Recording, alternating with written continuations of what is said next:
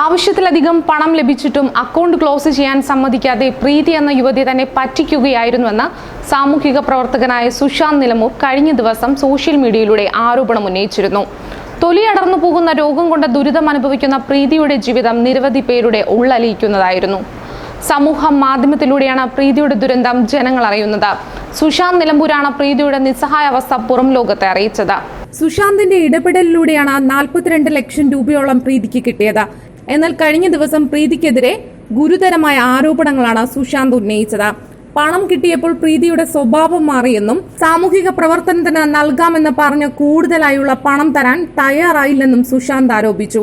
എന്നാൽ ഈ ആരോപണങ്ങൾക്കുള്ള മറുപടിയുമായാണ് പ്രീതി രംഗത്തെത്തിയിരിക്കുന്നത്. പ്രീതിയുടെ വാക്കുകൾ ഇങ്ങനെ: എന്റെ അവസ്ഥ നാട്ടുകാരിലെത്തിച്ച് സഹായം കിട്ടാൻ കാരണം സുശാന്താണ്. അതൊരിക്കലും മറക്കാനാകില്ല. എന്റെ രോഗത്തിന്റെ ചികിത്സയ്ക്ക് വേണ്ടി സമൂഹം തന്നതാണ് പണം. എന്റെ അസുഖം മാറിയ ശേഷം ബാക്കിയുള്ള പണം സമൂഹത്തിന് നൽകാമെന്നാണ് പറഞ്ഞിരുന്നത്. ആ വാക്കിന് ഇപ്പോഴും മാറ്റമില്ല. സുശാന്ത് എന്നോട് ആദ്യം 10 ലക്ഷം രൂപ ആവശ്യപ്പെട്ടു.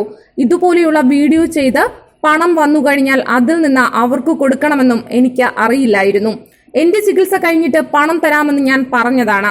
അപ്പോഴാണ് സുശാന്ത് എനിക്ക് കാശു കിട്ടിക്കഴിഞ്ഞപ്പോൾ അഹങ്കാരമാണെന്നും കണ്ണ് മഞ്ഞളിച്ചെന്നുമൊക്കെ പറഞ്ഞത്. 2 രോഗികളുടെ ചികിത്സയ്ക്കായി പണം തരണമെന്ന് സുശാന്ത് ആവശ്യപ്പെട്ടിരുന്നു. അവർക്ക് കൊടുക്കാൻ വേണ്ടിയാണ് പണം പിൻവലിച്ചതും. ജനങ്ങൾ തന്ന പണമായതുകൊണ്ട് അവരറിഞ്ഞു തന്നെ പണം നൽകണമെന്നുമുണ്ടായിരുന്നു. അത് പറഞ്ഞപ്പോൾ സുശാന്തിന് ഇഷ്ടമായില്ല. കൂടാതെ ഈ രോഗികളുടെ വിവരങ്ങൾ ഞാൻ അന്വേഷിച്ചതും നീരസമുണ്ടാക്കി. നിന്റെയൊക്കെ എന്തെങ്കിലും വിവരം തിരക്കിയിട്ടാണോ ആളുകൾ സഹായിച്ചതെന്ന് ചോദിച്ചു. 2 ലക്ഷം രൂപ പണമായിട്ട് തന്നെ നൽകണമെന്നും സുശാന്ത് വാശി പിടിച്ചു.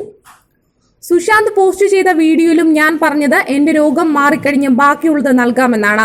എന്റെ ചികിത്സയ്ക്ക് എത്രയാകുമെന്നറിയില്ല. സുശാന്ത് പറയുന്നത് 30 ലക്ഷം രൂപ ചെലവാകും.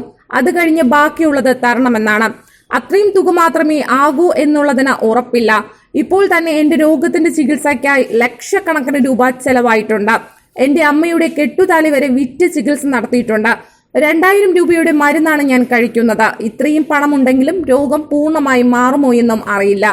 രോഗം മാറിയില്ലെങ്കിലും എനിക്ക് ജീവിക്കണം.